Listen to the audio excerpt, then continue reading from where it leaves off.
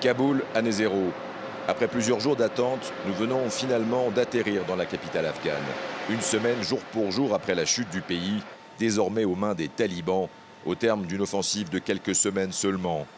Le résultat est là, un exode massif et l'une des opérations d'évacuation dont chacun sait ici déjà qu'elle sera l'une des plus difficiles de l'histoire.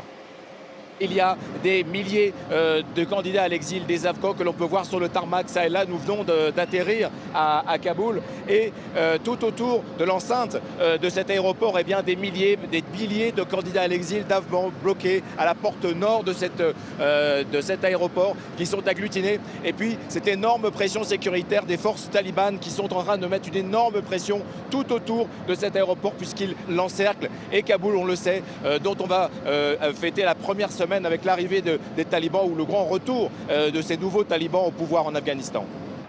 Les Afghans arrivent ici des quatre coins du pays. Ils emmènent quelques bagages avec eux, mais aussi et surtout leur rêve d'une vie meilleure. Les talibans ne nous permettent pas d'étudier, de travailler pour notre avenir, surtout nous, les filles et les femmes. C'est pour ça que je veux quitter mon pays. Mais je reviendrai plus tard pour aider mon pays. En fait, mon rêve est de devenir astronaute.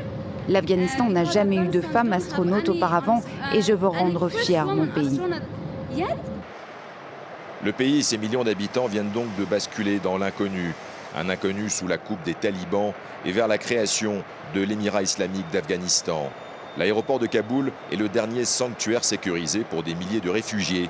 Mais les soldats occidentaux partiront tous un jour prochain.